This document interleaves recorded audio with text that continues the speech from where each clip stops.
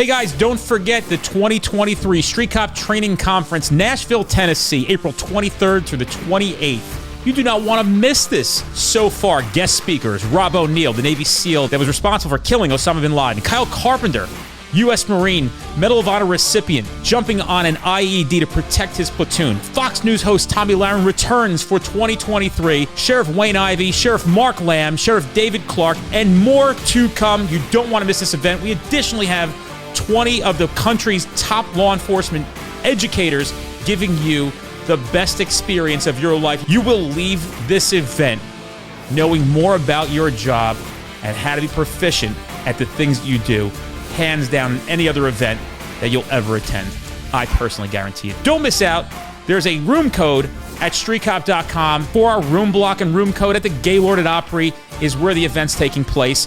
Don't miss out on a discounted rate.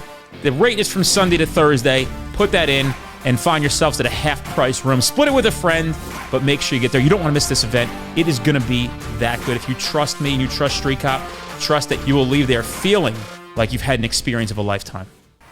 111, 110.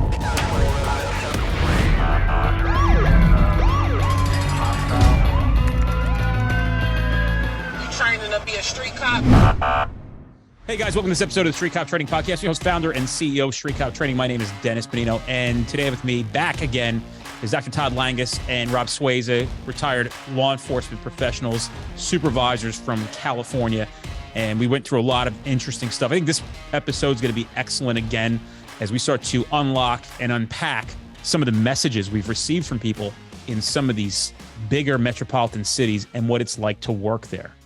Recently, I was posting a lot of stuff. I know we're going to get to mental health, but on our Instagram, we've been discussing, a lot of people were submitting messages to us about the toxic work environments that they're up against in some of these larger metropolitan cities. You know, essentially that's where it seems to be the biggest problem. And, actually one of them, it looks like they're actually investigating, from what we understand, at Metropolitan Police Department in Washington, D.C., because of the interference that was claimed in a message that was sent to us.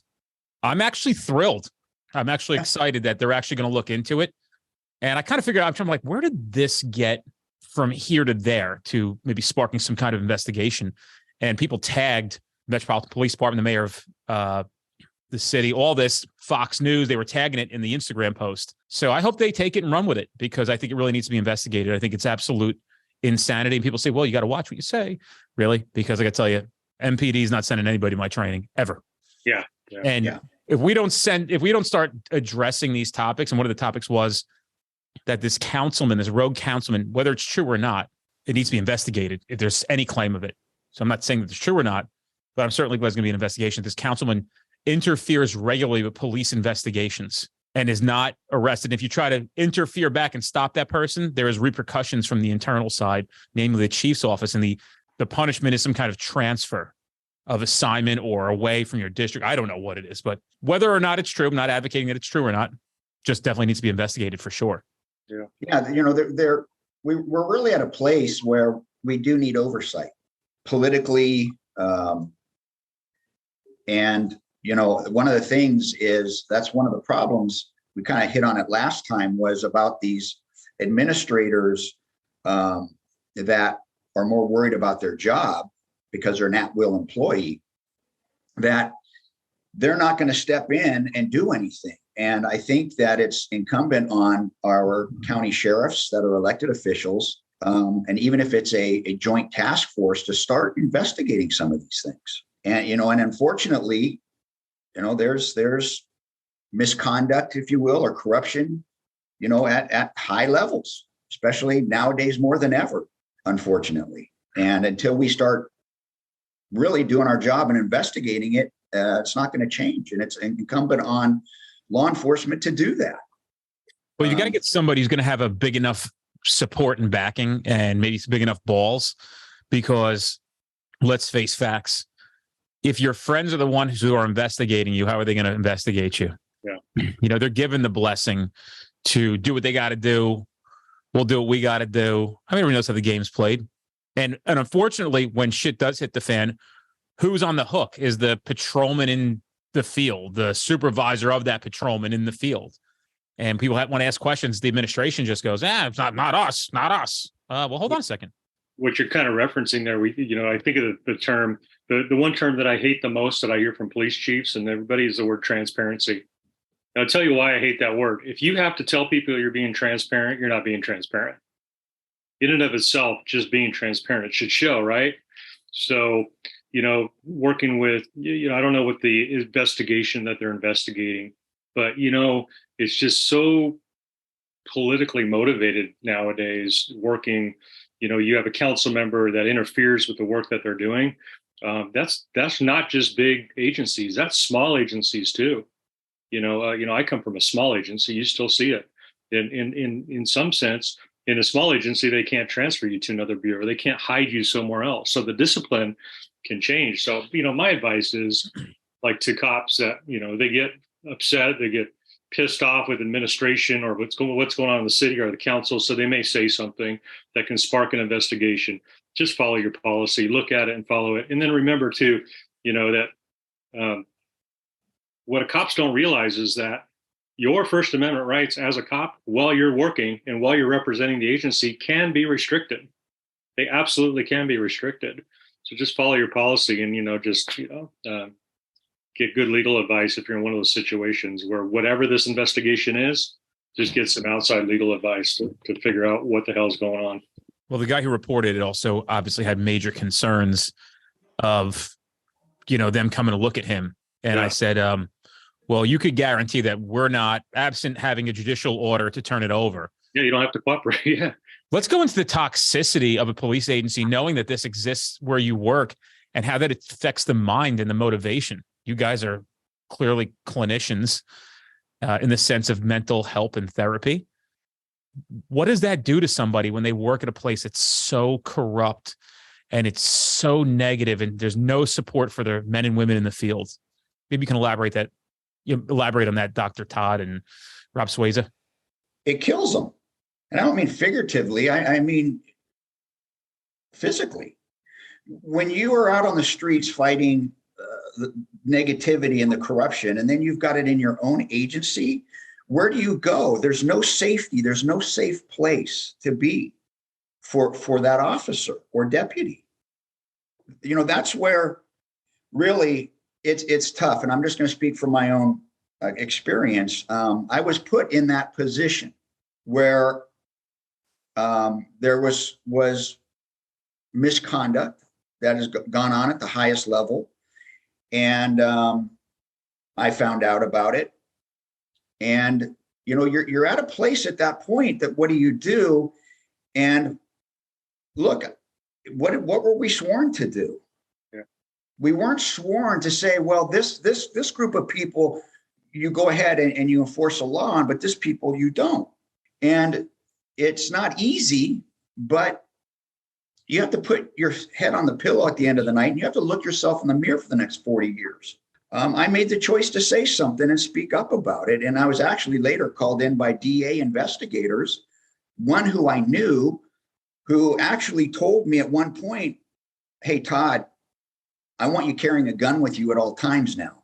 And if you hear something at your house, I don't want you going out and investigate it on your own. I want you to call the police, call 911 to get them out there. And for the first time in my life, it was like I was in a movie, and I said, so you're telling me that I need to be fearful of people wearing the badge? And he said, yes. Yeah. What I know Todd's story, and without getting too deep into it, it turned into federal indictments, federal prison. People went to jail. Elected officials lost their jobs. It was a mess. But when you're talking about this work toxicity, Dennis, it also translates in how we provide service to the community. And Todd and I, we've both been cops. We've also had to utilize the services of police agencies and police officers. And when you have an officer or multiple officers that you're talking to address a situation for you, then they treat you like complete and utter horseshit. It's likely because it's the example that they're getting from their administration. The toxicity that builds up, and you're basically telling your rank and file, hey, I'm the chief, I'm the boss, I'm the city council member, I'm going to treat you like shit. So it's okay to treat the community like shit. So it kind of transfers all the way down the line. So it's, it creates just an environment that you don't even want to go to work anymore. I don't know, but I know Todd's situation, and it actually affected our entire county. There were all kinds of people pulled in from all over the county where, again, and offline, we can probably give you more details on it because it can go on for days, but people went to prison. Sheriffs lost their jobs, elected officials, it was a total mess. But there's this push, they talk about transparency. There's this push in the agency too that, if you know something about an administrator doing something wrong, don't say anything, because if you do, you're going to be transferred. You're going to be on the chopping block. If you're an at-will employee, you're going to be out of a job. There's this fear within the agency that it starts to just kind of overtake everything. And I think that's what happened in Todd's agency, not with Todd, but I knew deputies at the time that were there that could have and should have said things, but they feared they were going to lose their job. And again, if you don't say something, then you stay in this and you live with it. And if you're going to do that, then you really have no business complaining, because you made a choice to stay in this now and not say anything. And is it hard to say something?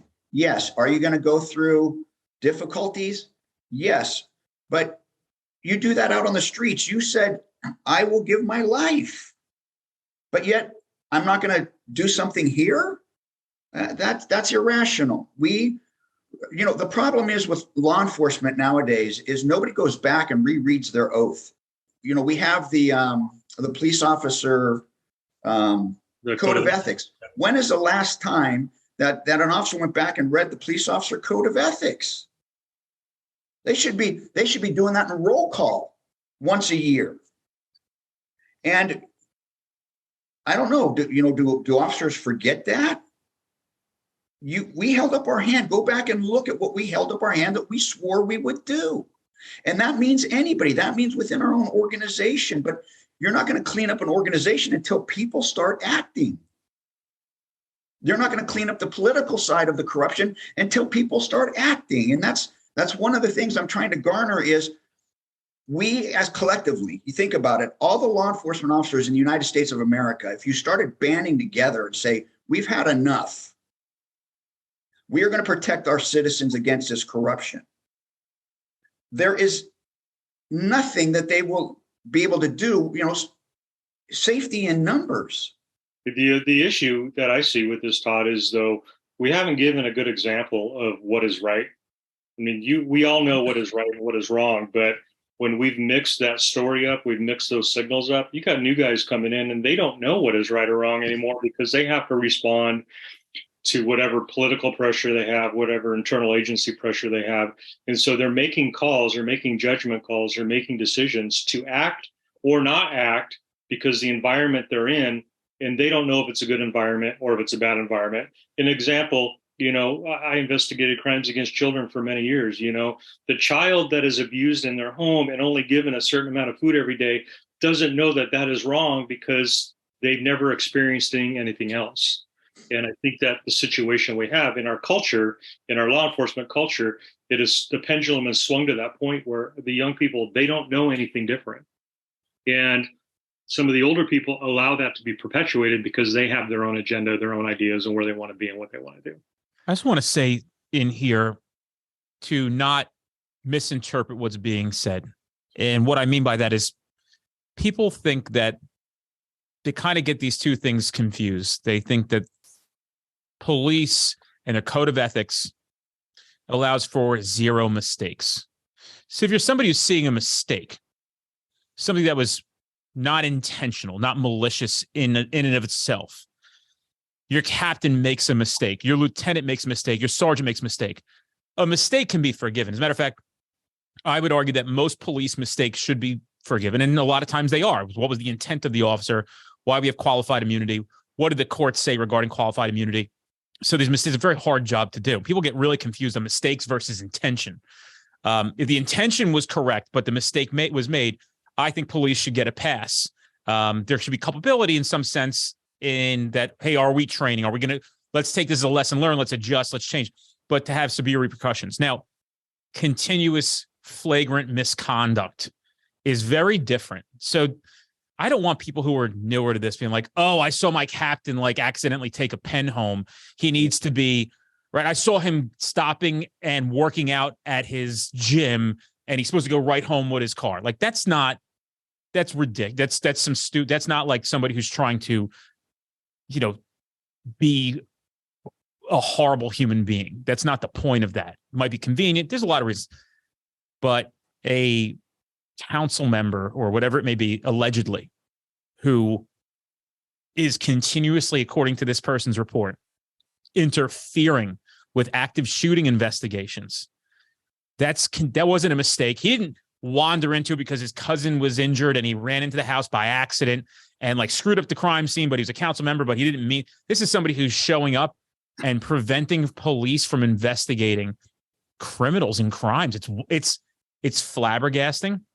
And I'm not surprised because 18 years ago when I was in the district, for the brief time that I was, I heard the same thing. And I'm gonna read some excerpts to you guys, and then we can unpack some of these things that I've received. Here's this one. Have we done Memphis yet? I left a little over a year ago, but I still work in the area and have a lot of friends that are on. It's terrible. There are at least one shooting daily, oftentimes multiple. They can't hire anyone, but that's not all bad because they can't equip the officers they've got now. At one time, we got down to 8 working cars for my entire precinct, 4 of which were barred from other stations. I worked a midnight shift, and multiple times it was just me and a guy with less than a year on to handle 3 of the busiest beats in the city.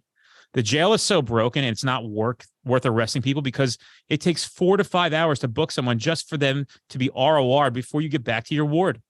Admin is just out for themselves.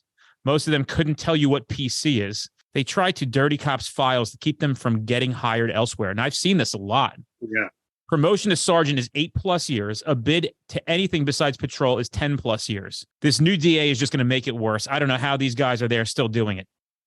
People don't realize, and why I'm saying these things publicly to my own detriment, is people don't realize what it's like to be a cop in these circumstances. It's like you probably have better circumstances sometimes in foreign countries under military orders. No bullshit, right? Because maybe there you have the equipment you need and some support that you need.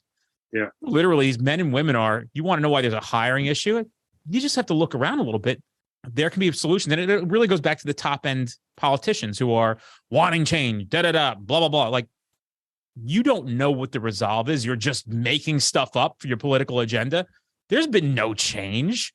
Yeah. The only people employing change are those who took it upon themselves, myself and several other police training companies and influencers, to start the change ourselves because we're so desperate for it. And we're getting almost no help from politicians.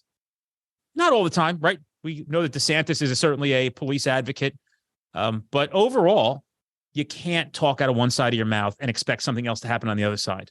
Yeah, a lot of these politicians don't have a freaking clue what the hell's going on in this world. They get into city council, whatever it is, they become governor. They don't have any background. And you have, hopefully by the time this thing airs, the former governor of New York minimizing and mitigating the crime in the city, suggesting that it's not that big of a deal. They don't have a freaking clue. Or they have this view of what they think it should be, this little nirvana. It kind of reminds me, back in Oakland, maybe a year ago, they were hiring these, what do they call them? Violence interrupters in Oakland. They were hiring violence interrupters because we wanted to change how the police did things, because the police were being seen more as the violent perpetrator. And so they hired these violent interrupters. And during the first press conference on this, it was done outside.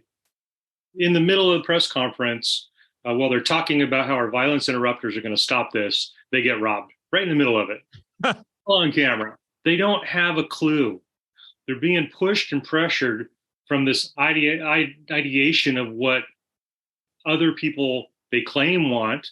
But if you really look at it, it's only about 10, not even 10%. I would say it's probably maybe 5% of our population that you see out on the street corners yelling and screaming. Even when you look at the Black Lives Matter events, if you go to those things, if you see them, it's probably very small population people of color are there. It's very small when you consider the population of the city or in the communities, but yet we're creating our agendas and our policies and our procedures based upon this, 2, 3, 4, 5% of people that are yelling and screaming. And these politicians don't have a freaking clue.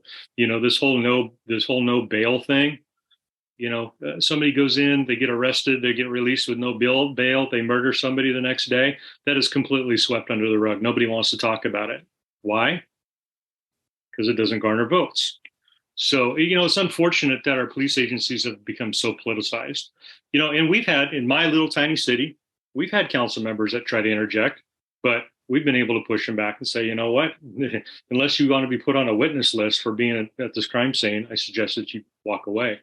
But there's a lot of pressure. And if you're that cop that's sitting out on a perimeter, guarding a murder scene, and you've been on for maybe 6 months, because usually it's the youngest guy that gets the shittiest job, which means getting stuck in front of the crime scene for 2 or 3 days. How are you going to be able to tell the mayor or the council member, sir, you can't come in here without some kind of repercussion, or at least feeling like you're going to get the repercussion? Mm-hmm. I'm going to go back to the letter that you read, Dennis.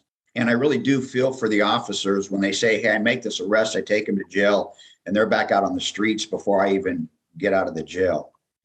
And that is very frustrating. However, we lose sight of what we're supposed to be doing. And irregardless if they get left out of the jail before you get out of there or not, when you make that arrest, from the time you make that arrest and you take them to jail, and they have to go through that process, and then they get out of jail and they've got to walk back home or wherever they're going.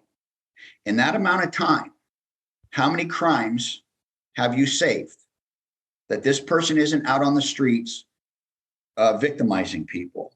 And if you choose, because, well, the political system or the is not helping us, or that the criminal justice system isn't helping us, and you choose not to make those arrests, then you're part of the problem at that point. You're not part of the solution. You are part of the problem.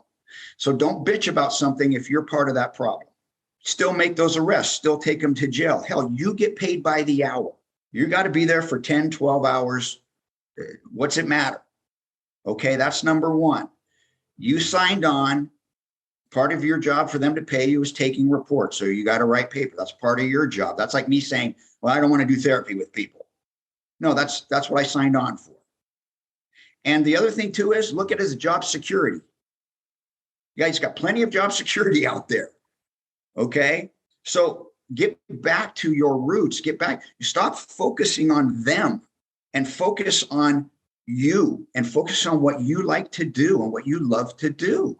And if it's taking bad guys to jail, keep taking them to jail. You are saving every person you take off that street for hours.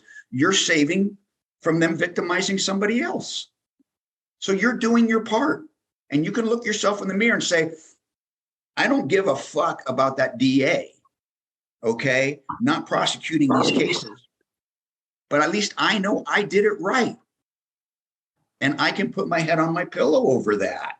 Todd, that's a good point, because, we our reactive policing, especially in this area in California, and I think it's around the country. I don't know, Dennis, you can probably tell me, but we're not proactive anymore. It's all reactive. And part of that is the mindset. You mentioned the DA I've heard it in my own agency. Oh, you know what? They're never going to file the case, so why make the arrest?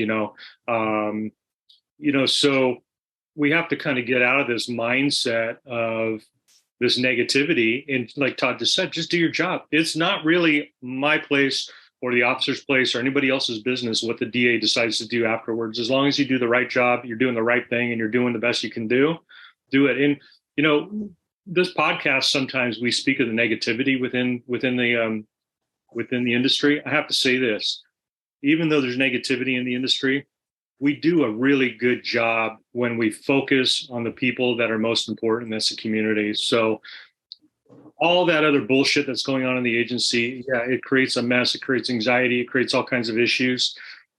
But just know that at the end of the day, if you're doing the right thing and you feel good about what you've done and you haven't broken any laws and you've done it ethically, it doesn't matter what that city council member, the court, or anybody else has to say, because you did the right thing. And so even though there's negativity in sometimes what we say, It's worth it. The mission is worth it. What we do is worth it. And I can honestly say that we make a difference. Law enforcement officers make a difference in people's lives. And it could be something as simple as helping somebody cross the street, but we do make a difference. So don't get so wrapped up in all of that negative shit that's going on around you and in your agency. Stay focused to what you have signed on to do. I'm going to just jump in and say that, one, to address your previous question, are there proactive agencies around? Yeah, everywhere, even in states that are what you consider to be liberal. I ran into Washington guys recently. And they're like, yeah, we're still getting at it. I'm like, really? And they're like, yeah, oh yeah, we're fucking it up. Like in Seattle or Portland, or it's Oregon. I'm sorry. But in Seattle, we don't go near that place, but like on the out, like it's a big state. I hear it from guys in California, in the LA area. Sure. But we got one of our new instructors coming on. He's in San Diego. I don't want to go into too much detail of where he works. They're on a 14-man interdiction team. They're knocking down loads like fucking every single day. And I get a lot of emails and messages from men and women in California who are like, hey, we're not like the fuckheads down in the LA area or Orange County. Like, come one county south, go a couple counties north. Like, we're out here getting it. We get very jaded on the things we see very locally. No different than watching some of these anti-police organizations. There's 10, 11 million people in the state of New Jersey alone. Yeah. What are you getting at an event? 100, 200 people. So when you say 3, 2, 3, 4, 5%, I would argue it's less than 1%. And I can almost prove that. Yeah. There's I don't know how many hundreds of millions of people in the United States. I don't know if that was 370 million people, something like that. Yeah, it's somewhere in that ballpark. Did we see 368 million people or 369 million people out there, or even a million out of that, or 3.6? No, we probably saw a couple thousand people throughout the country over the course of time, spread thin throughout the country. And these politicians are, and there's obviously a much bigger reason why all these things went on, why they pushed it. And, I actually was telling a story. I went to vote today and I was in the booth and the proctor there had said, I haven't seen this many people turn out for voting in my whole time doing it. But it was for 30 years. It's like a presidential election. And I yelled from the booth. I went, people are pissed. Mm-hmm. And when I came out, the lady goes, well, that wasn't very nice to say. I said, people are pissed.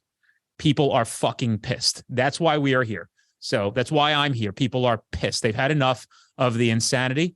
They've had enough. But proactive policing is alive and well.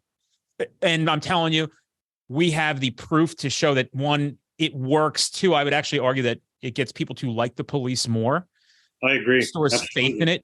Absolutely. Right? Pretextual stops are significantly important. And, they kind of pitch them in these liberal news outlets like they're used to target people of color, really? Because we have a story, and you could listen to one of the podcast episodes where a gentleman put down the ticket book, opened his eyes, and pretextually selected a vehicle and prevented a 9 and a 12-year-old from being sold on the black market who were previously kidnapped only a few hours earlier. Or the 2 cops in Detroit that saw something that didn't look right in a car, pretextually selected that vehicle and rescued, I think, 3 or 4 children who were kidnapped. It was December 21st of last year, so 2021, who were kidnapped from a bus stop by a crazy lady. And they intervened, pretextually selected that car.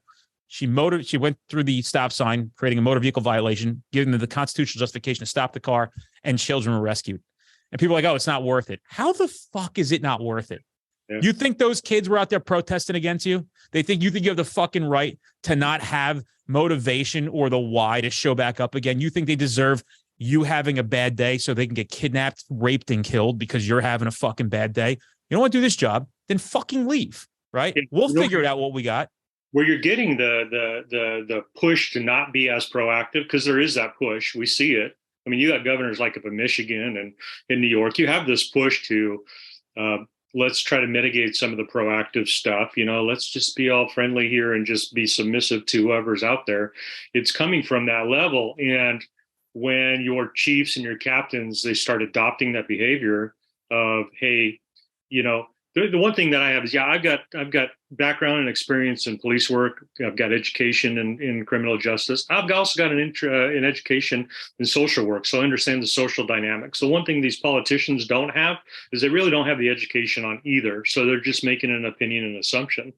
But when you start having your administrators start to minimize that, hey, let's not be so proactive out there. Let's not stop so many cars. But then on the other side, you're going to get written up because you're not writing enough tickets this week.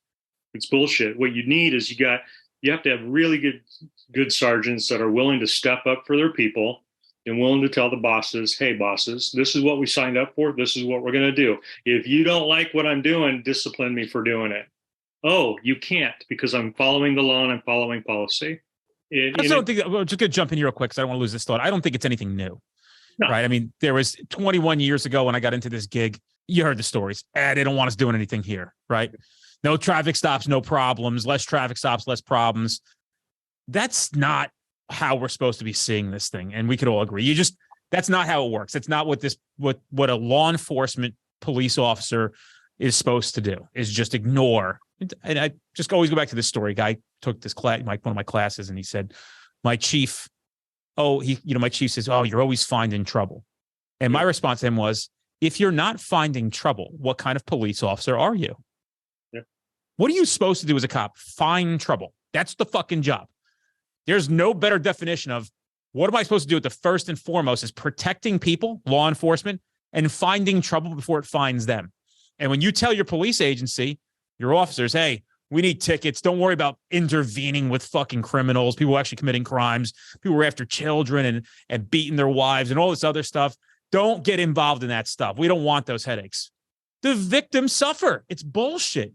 Yeah, but the more problems that you find, it makes the leaders, the managers, the politicians have to submit to the idea that maybe we have a problem that we've been trying to ignore, or that we're telling the community we don't have.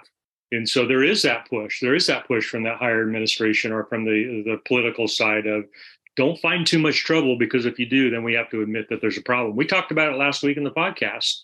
The agencies that say we don't have any problems with mental health because our officers don't get any help. Well, just because they don't get any help doesn't mean they don't have any problems, but it's kind of the same concept, If you go out and you start digging things up and you start kicking in doors and you start pulling people over and you're taking people to jail, God forbid that this little tiny city out in the middle of, of Orange County where we have like zero crime rate, Irvine, which is, it's the pristine city, we may have to admit that we have a problem, and politically that doesn't help. And, it's frustrating. It's frustrating. I think that some of the issue is that police officers have never been victims themselves. So they don't understand. I've been a victim, and I've had to call the police. And when they came out and trying to blow me off, trying to kiss off the situation multiple times, they knew I was a police officer. So if they're going to do that to me, they're doing it to everybody out there. And, I don't want anybody to ever have to be a victim, but if officers were victims, I think they'd make better police officers. Yeah. Because they understand. And they go out there and, I don't want to take a report, a report that's going to take them 30 minutes to do. It's a checkbox report or whatever. They don't want to take it, so they try to kiss it off. And you know what? You've never been a victim. That's important to that citizen. So treat it that way. And I think that they don't understand. They've never had to feel what it was like to be a victim of a crime.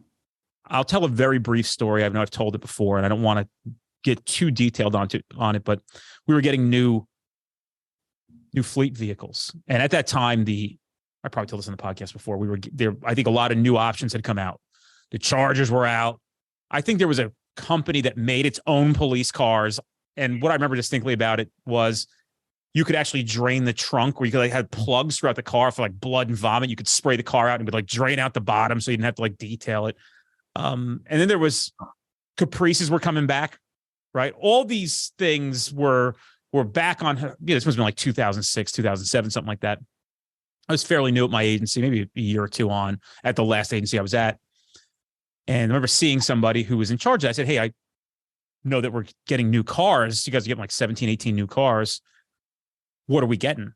And that person's response was a Crown Vic. I said, but why though? I thought we were going to, because I actually got asked in the back. I got brought into, it was one of the first times they ever consulted me about what my thoughts were on things. I was very proactive. And I said, I'd like to see cars that were, here's what we're experiencing. These Crown Vics, albeit they work great, they start They're great in the snow. Like they're great, except when you have to get somewhere quickly because they're fucking slugs. 225 horsepower on a 4,000, 5,000 pound vehicle. It's like a go-kart compared to we're getting dusted by, at that time, 6-cylinder Honda Accords. They're killing us. We can't keep up with them. So I said, these Caprices, I understand, do 0 to 60 in like 4 seconds. Like that's a big deal for us when we're pursuing cars. So anyway, I saw this administrator and I said, that's a shame that we're getting Crown Vics, huh? I was hoping we would get like something really fast. And he responded by saying, well, if it's up to me, we'd have all Durangos. And I said, you can't chase in a Durango. You ever take a turn in one of those Durangos and you flip the fuck? This is like, again, in the mid 2000s. I go, they're not chase rated. They're horrendous. You guys ever drive those things? Yeah. So he said, well, chases are a thing of the past. I said, I'll concede that in some sense, in some agencies, and I'm in my like mid 20s, basically talking shit, that's probably true. I go, and certainly you're in the position to make a policy that prevents us from chasing. But first of all, we're still chasing. I don't know where the fuck you're at. We're still, I don't know where, like, you realize we chase like 2 times a day. Like we're pursuit known town. 2, I said, let's say you take away chases and there's a policy. It's very strict, 0 chase policy. What happens when they shoot a cop or when we have a kid that maybe is related to you is kidnapped? What do we do then? Right? When we have to chase them, when the policy's out the window because we're trying to now protect imminent death or serious injury. We're trying to rescue a child who was stolen out front of the elementary school. And now on the decision you made to give us Durangos, we can't. And that person will die. And I'll just make it, let's say it's one of your kids. What do we do then? And I'll never forget, this person was literally speechless for the first time in his life because somebody had actually said to him, you're wrong. I know that you're the boss, but you're fucking wrong, dude. That's a horrible decision. You know what? You don't want us to chase. That's great. But we have to have the ability to chase. You don't want us to shoot through walls with AR-15s. Well, and that was, you guys were around a long time. We talked about this last time. Nobody had AR-15s in the mid 2000s. They just started bringing them out. Mm-hmm. And now everybody's got them because it took how many people to get killed for us to say, we at least need to have these. I don't hope we never have to use them, but we at least need to have these things. It's the same thing with the cars. I watched an episode of the First 48. I think it was like Tulsa or something. They're chasing around this female murder suspect, but they're in like Chevy Luminas. And like, there's like 3 pursuits they lose every single time because you hear the 4-cylinder or the 6-cylinder engines. They're like, she's gone again. So what happens when you work for that agency and you decide that, we're not going to pursue, but then the decision is, hey, there's that 12-year-old that's getting kidnapped. I'm going to pursue. And you pursue. What's going to happen to that officer? What discourages them from doing it? Or worse yet, you say, nah, I'm not going to. I'm not going to take the chance. My policy says this. They're going to fire me. You're almost saying, I don't give a shit what happens to that 12-year-old. You got to make a decision as a cop. As a human being. As a human being, more importantly, yes. What decision do you make? Because ultimately, if it goes well, somebody's going to take the credit and it's all great. If it goes to shit, you're gone. They're going to string you up and they're going to go after you every way they can. And they're going to try to mitigate anything else to suggest that you did the right thing. These no pursuit policies, they're fucking dangerous. They really are. And there's agencies that have them. I believe it's Chicago now. You can't get in foot pursuits, right? That's right. It's dangerous. Dude, how about this real quick? I just want to say something. I was watching a TikTok reel before, just quickly.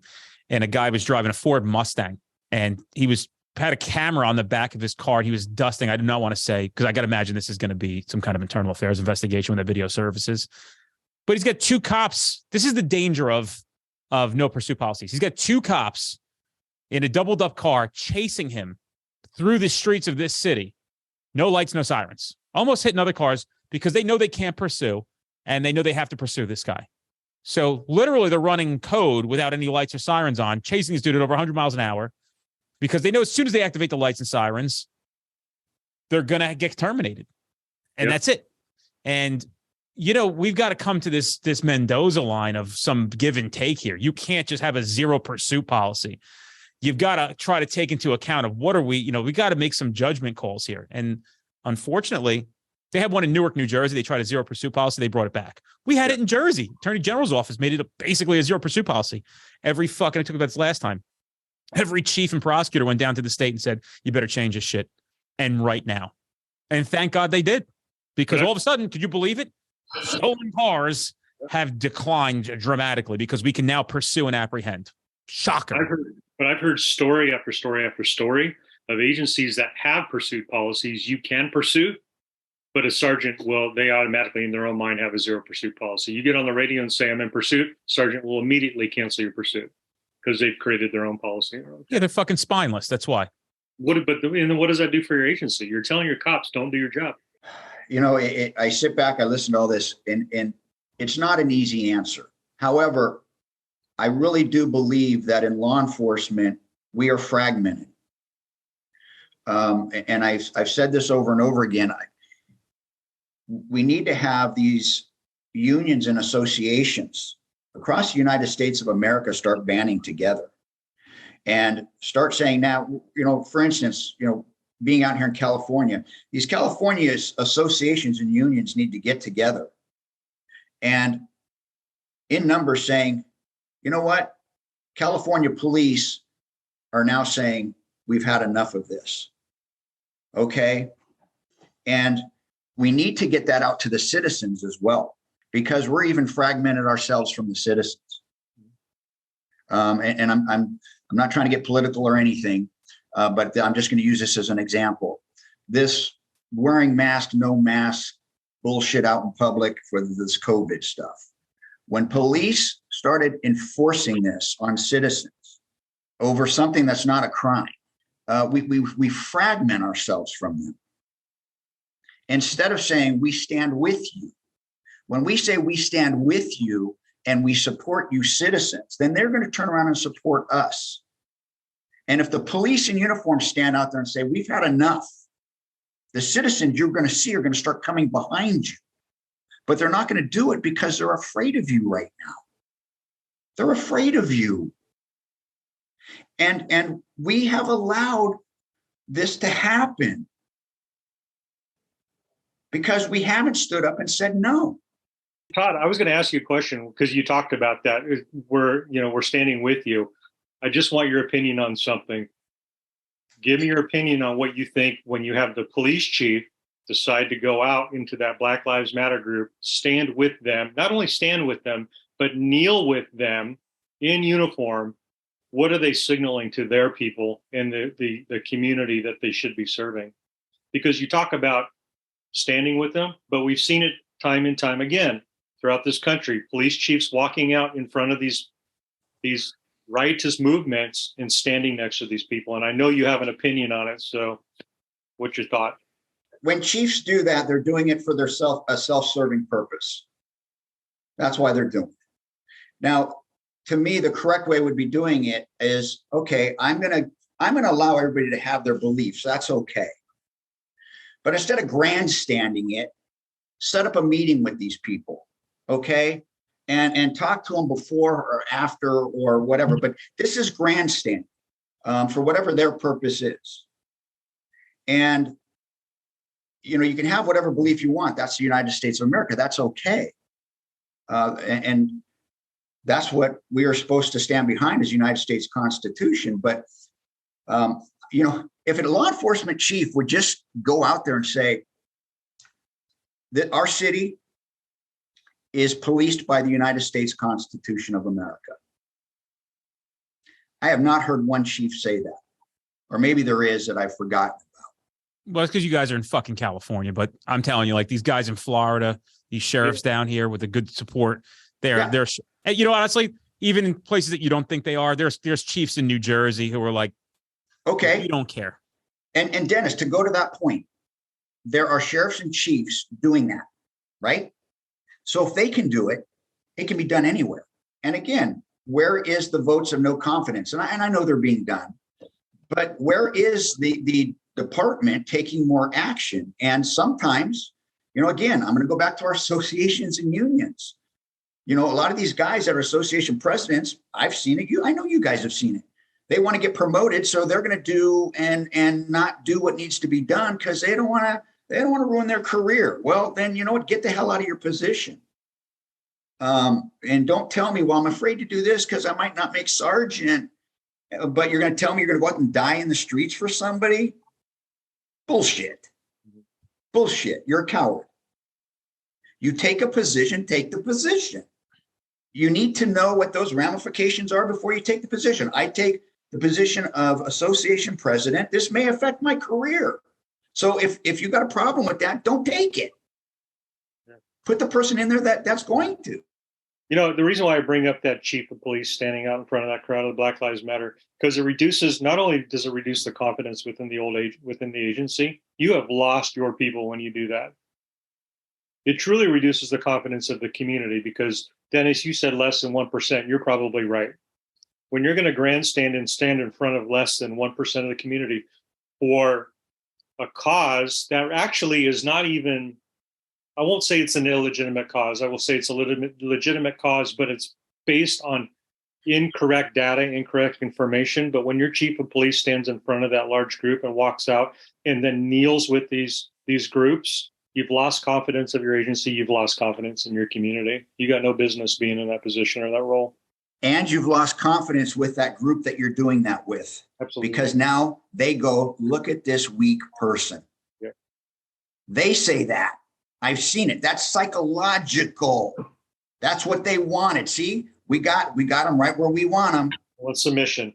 So I'm not saying you've got to go the other way and be so tough, but don't submit. What are we submitting to? When I say that, it doesn't mean like, you know, if they have this cause and they have a right to do this, okay, you have a right to do this. I have no problem with that as long as you stay within our rules and laws. If you don't, well, then we're going to take it from there. That's not hard math to do here, folks. That's common sense. And again, the people that do that are grandstanding. They're doing it for self-gain. And they think that they're helping, but all you're doing is you're emboldening now that group. It actually doesn't calm the situation at all. It doesn't.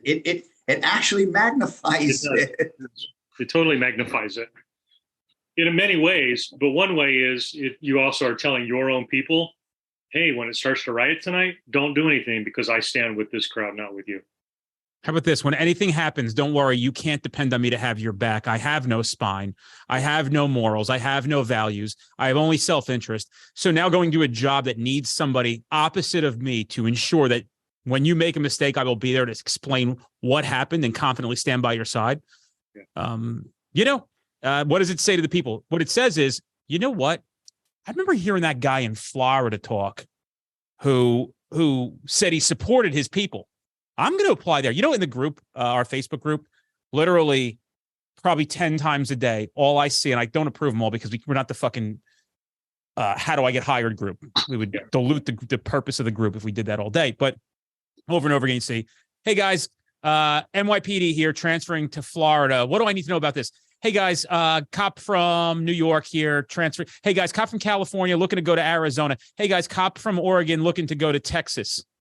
These people are like, yo, let's just leave this whole fucking state. I'll just go somewhere else. And what's crazy is some of the most supported agencies are some of the least paid agencies yet. You still have people lining up. I actually asked recently, you guys have any recruitment issues? And they said they would be a lot worse if we didn't have this guy. And one of those faces you see, like Mark Lamb, the American sheriff, he doesn't have problems getting people, right? People want to work for that guy. And he's trying to get raises for these guys. They make significantly less than 55, 60 minutes north. And yet we have one of those pending posts from Phoenix PD where they make a lot more money than everybody else. And just like, it's not worth it to work here anymore.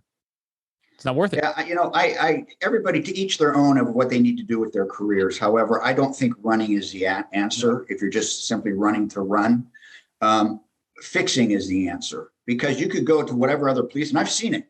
I've seen people in our own area at one point in time. Huntington Beach Police Department was the place to go. Everybody was trying to get there. And people were leaving their departments and going there. Well, fast forward about 7 years, then everybody's fleeing from there because of the administration and city council problems that they were having. So that can change at any point. I don't think running necessarily is the answer. We need to come up with fixes. Yep. And that is what changes things. If we all, let's go back to 1776. Okay. If we all in America, they would have just ran, let's just go find another place. What would America have been? It wouldn't have been. But we didn't. We stood and we said, no, we've had enough. We're not going to do this anymore. And we're going to take a stand. And we fixed it. Hey, guys, I've got to get going to this meeting. I cannot miss it. Got it. So I apologize. We'll have you back on, Dr. Todd Langus. Dennis, I really, seriously, I really enjoy doing this with you. I think you got a great cause. And I really appreciate and bless that you asked me to be back on. So, And the sentiment is likewise. And it's interesting when you start opening your mouth, you'd be surprised how many people come forward looking to join together and join the fight. And it's a just cause. It's worthy. Well, this is where we're at. We are in a fight now. It is. We need to fight to retake the streets.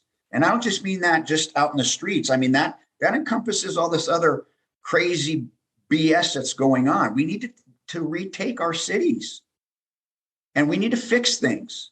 And there are fixes and there are answers. Sure. And it's going to take work to do it. And it's going to take risk to do it. But hey, that's what we signed on for.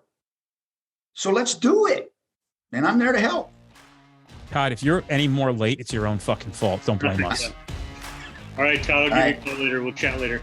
I'll see you guys. Bye. All right, guys. We'll talk later. Be safe. Bye.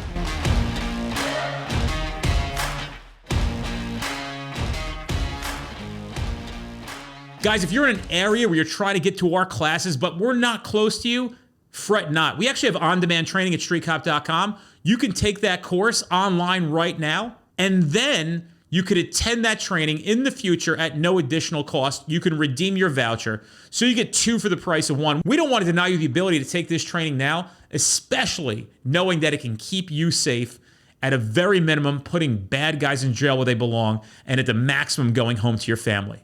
Check out streetcop.com for that offer.